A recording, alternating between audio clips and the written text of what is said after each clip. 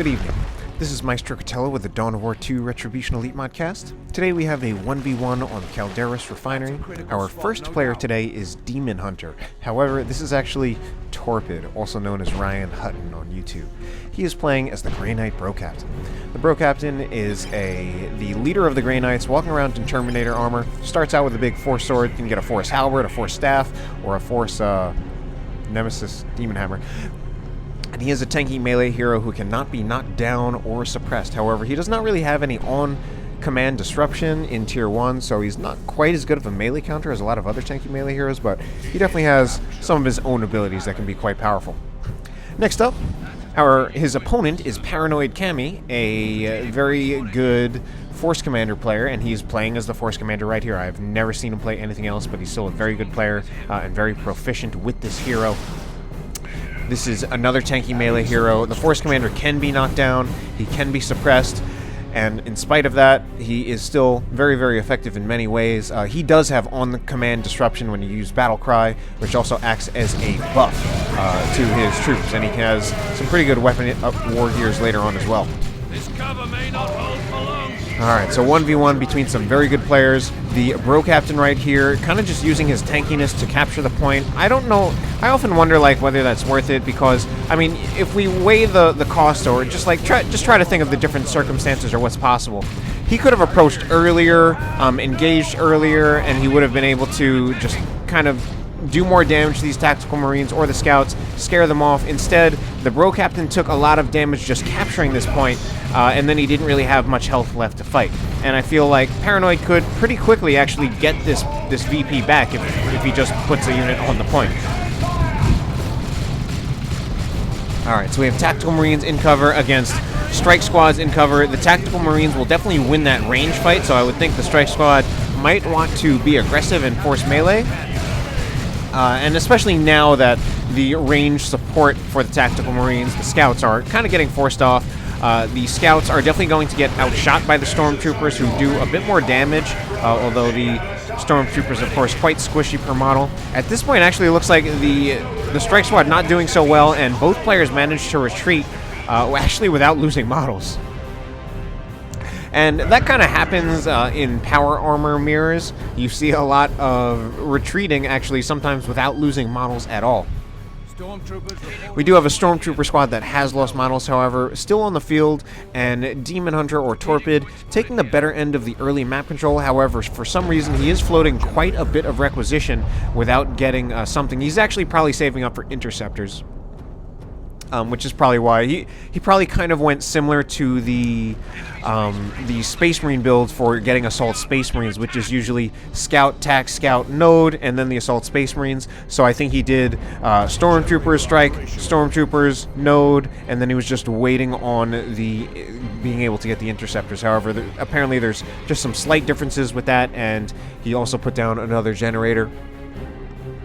Although his Interceptor is just about on the field, Paranoid, meanwhile, actually chose to get a Devastator, and that is a slightly surprising choice, considering I'm going to call him Torpid. Torpid has these Interceptors, and Interceptors are very, very powerful against suppression teams or setup teams.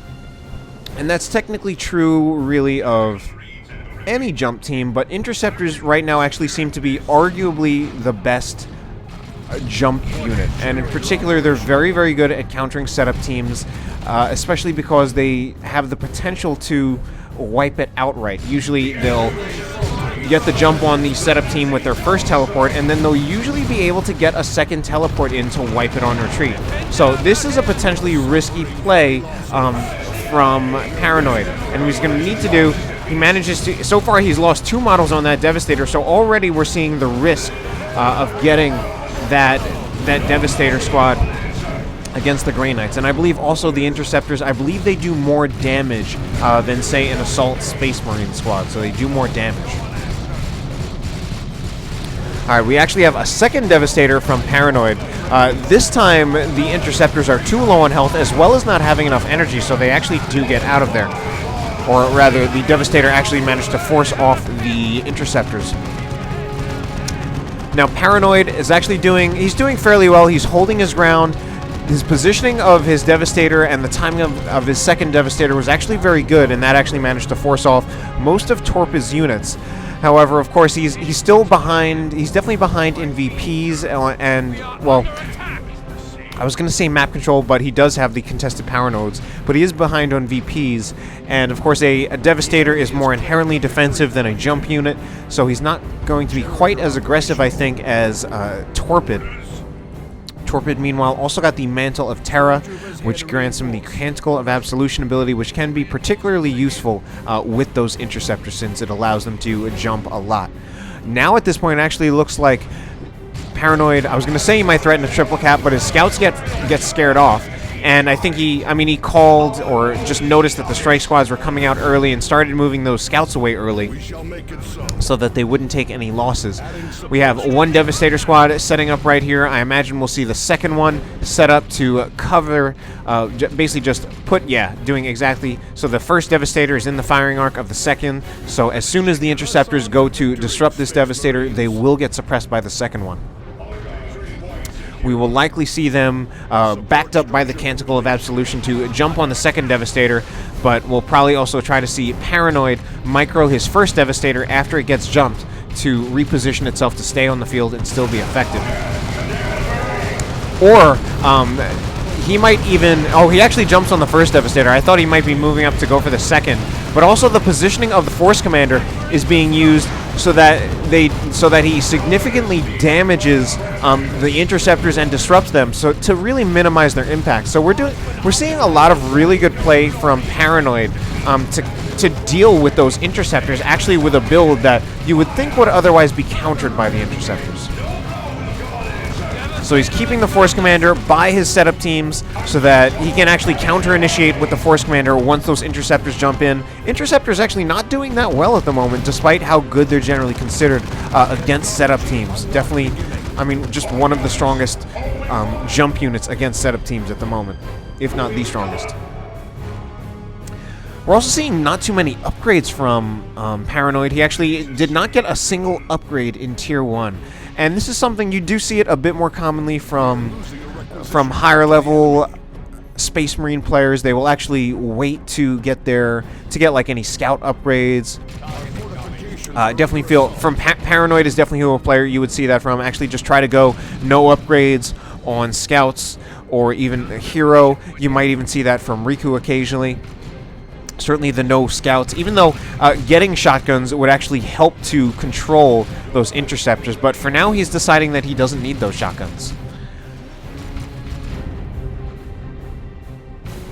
Alright, so Paranoid is kind of diverting his attention over to this side just to bash this point, and that means he's kind of letting Torpid get the map back. Now this seems like such an awkward Devastator positioning, but it ended up being perfect because it's technically facing like just in a direction you wouldn't expect. We're probably going to see the Interceptors jump again onto this Devastator team, and at this point this Devastator squad is probably going to have to go. And it's going to have to retreat so that it doesn't die there, but the micro we're seeing here from Paranoid is really very, very good. You wouldn't see this from a lot of players, and it's working out very, very effectively. We now also have a Librarian out from Paranoid, and he's using that undoubtedly to synergize with his existing Devastator play, because he has double Devastators. He got the Tome of Time ability, which allows the Devastators to run faster and also takes away their setup and teardown time, making them much more effective. And it's actually not a very common play at all, and even though it's not to say it's not good, but I think a lot of players these days just don't try it. It is a relatively high micro play for a race that is otherwise considered a relatively low micro race. But Torpid was saying that he was actually surprised by the teching speed for Paranoid. And I mean, if we think about it, Paranoid went for a pretty efficient, pretty resource-efficient Tier 1, despite getting 5 squads. His only power expenditures were literally the Devastators, because he got no upgrades. So other than that, he just had the Scout Tac Scout build and his nodes. No upgrades on the Force Commander until now, who does have a Force Commander. Meanwhile, we do have some tech out of Torpid. He did choose to get a Rhino, already upgraded with both vehicle armor and a heavy bolter turret.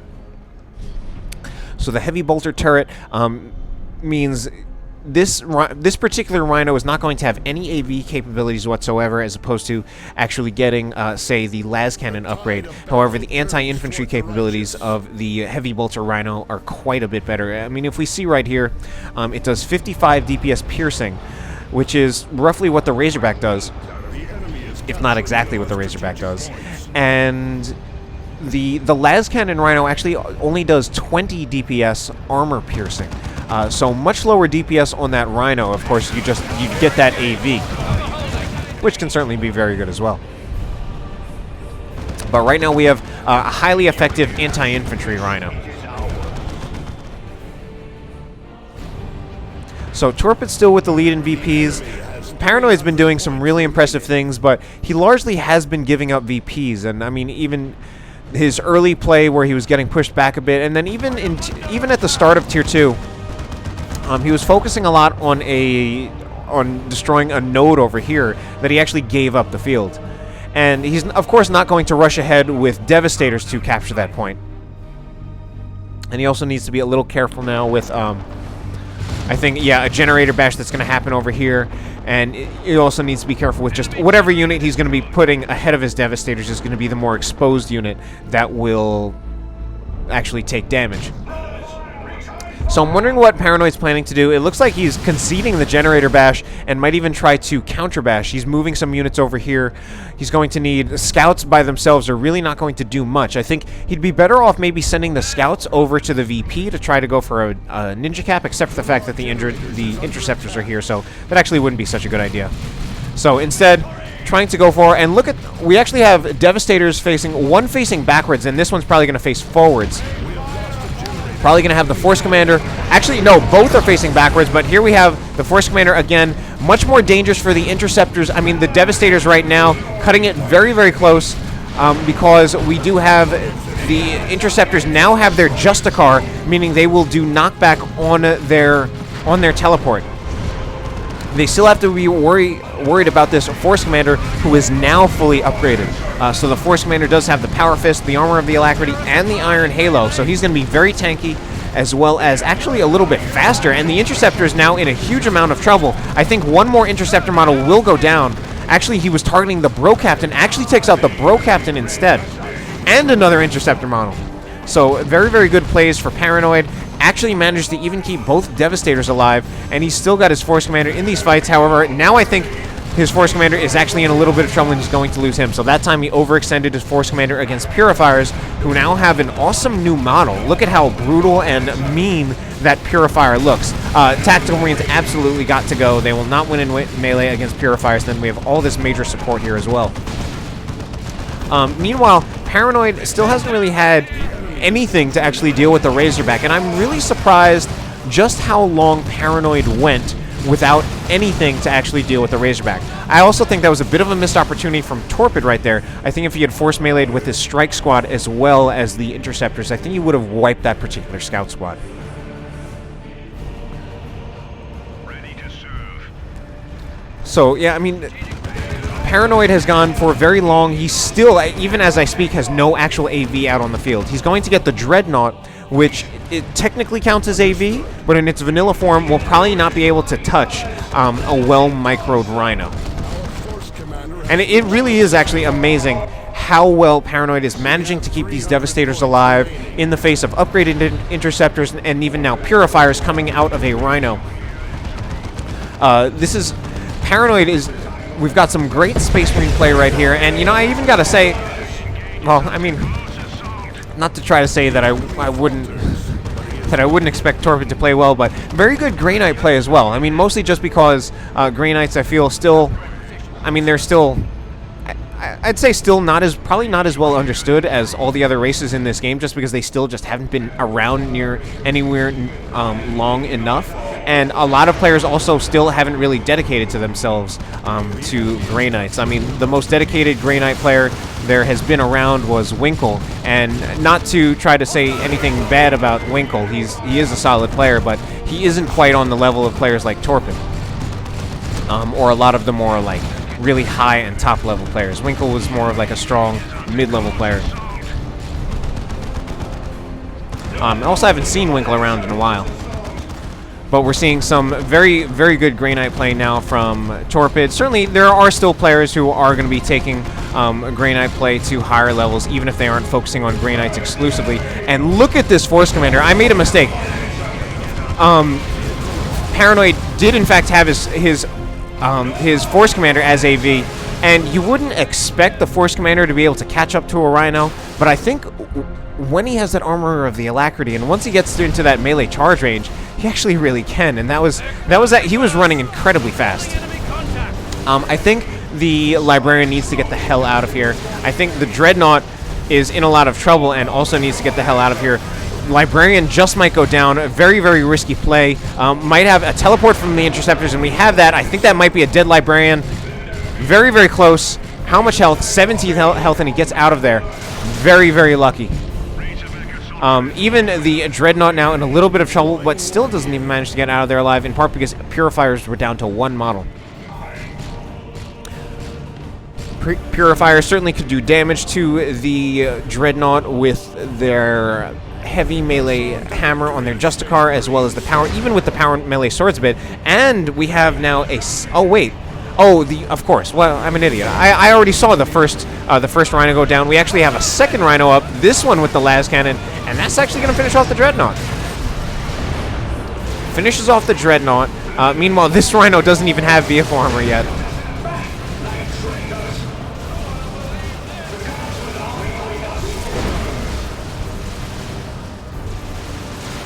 Reporting enemy contact. Devastator has found us. We shall make it so.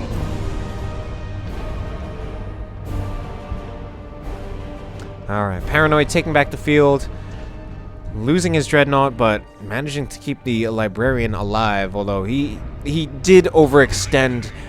We've definitely seen a lot of examples of great micro from both these players. However, that was a particular case where Paranoid did kind of drop his micro, and he really did overextend that Librarian, and he really just got out of that one by luck.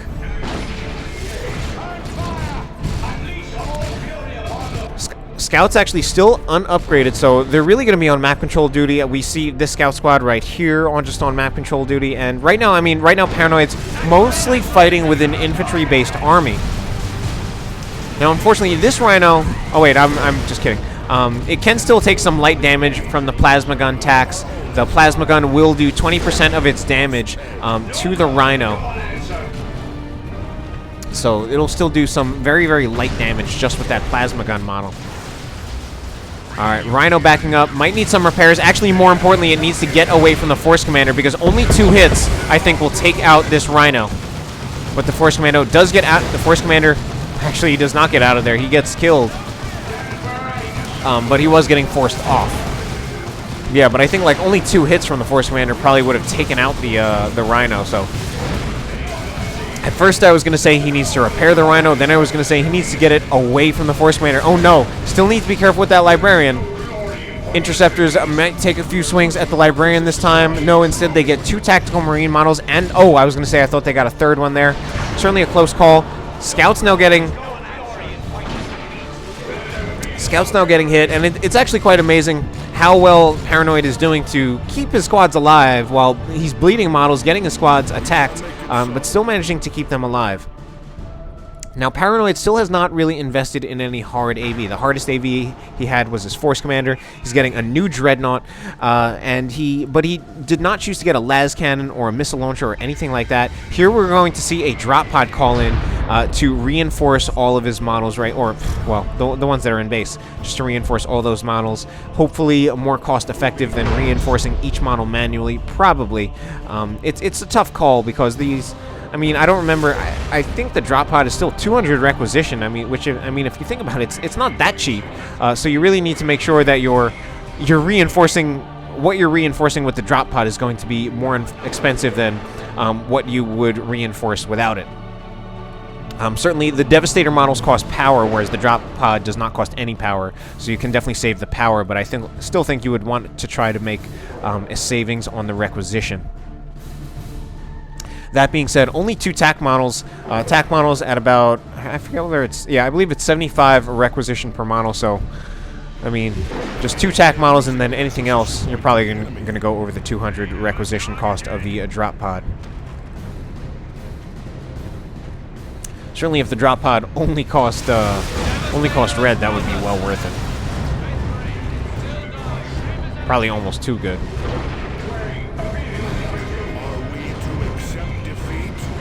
Model goes down, and I think the Force Commander right now, I think he will bleed, well, aside from when he does a special attack, but I think when he does a regular attack, I think he will bleed, he will kill a Stormtrooper model with every swing. Just with the incredible burst damage of the Force Commander's Power Fist. Alright, Paranoid now taking the middle. VP's very even at the moment. 213 to 222, 1-to-1 cap, about to be a 2-to-1 in Paranoid's favor. And we have this Dreadnought now with the multi-melta, which I actually feel is kind of a good idea. That gives the Dreadnought a bit of an ability to fight back against the Rhino, especially since the Rhino really can't afford to get too close. It will definitely lose, just going toe-to-toe, it will easily lose to a melted Dreadnought and is mainly going to have to try to focus on kiting and micro and distracting the Dreadnought with other targets. But otherwise, that multi-melted Dreadnought should be doing both more damage, as well as, of course, being on a Dreadnought platform, it's going to have quite a bit more health. We have 200 points remaining.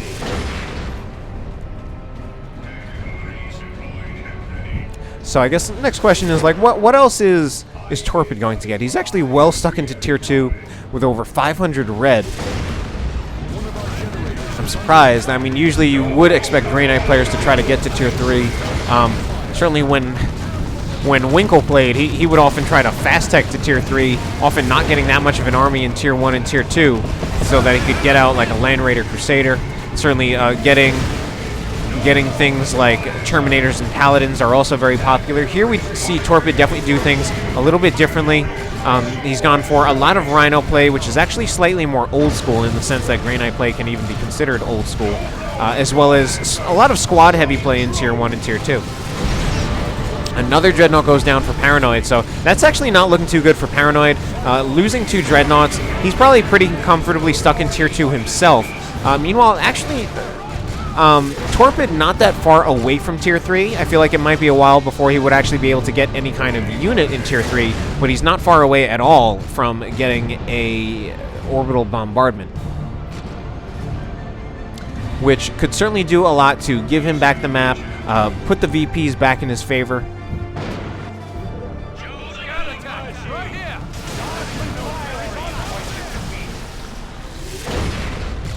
We're seeing a lot of proficient Razorback play, or Rhino play, rather.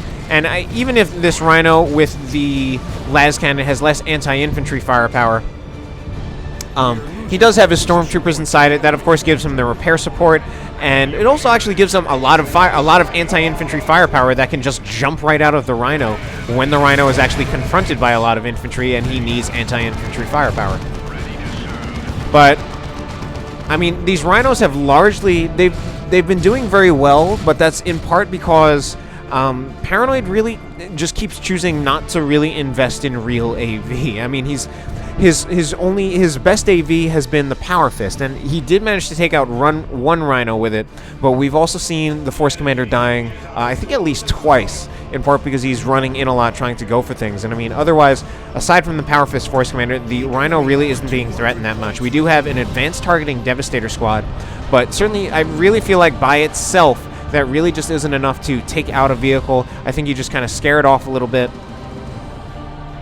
So now it's a double cap back for Torpid, and the VP is still relatively even. Paranoid, obviously, with a bit of an advantage in real VPs, but Torpid still with that double cap, and I think he's got the stronger hold on the field. So Torpid right now has enough resources to go to Tier 3, but with the resource income he has, he will probably not be able to get any kind of Tier 3 unit soon, or possibly ever, if he does go to Tier 3, unless he loses many of his other squads. He may be thinking, actually waiting. Oh, you know what? He also doesn't have the population to get anything, so he might be content to not really spend those resources at the moment. Although, right now, actually, with the positioning that Torpid is in, the time of the game that it is, it could actually be worth it to go to Tier 3 so that he can use an orbital bombardment. This time, Librarian, I think, will go down, and no. Just kidding. Still doesn't go down. Oh, wait. He did go down, and I don't even know what from. Might have even been from the Psychic Lash ability from the Bro Captain. I'm wondering if that was it. I thought that would just function as a flesh hook, but I don't know if it does damage too. So the Librarian went down right there, and I think that was from the Psychic Lash, and Paranoid actually does concede. Very well played on both sides, actually, although the Paranoid actually choosing not to get some kind of harder AV in the form of either a missile launcher or a Las Cannon Havoc, Las Cannon Devastator rather, may have actually hurt him. At any rate, hope you enjoyed the cast. Have a good night.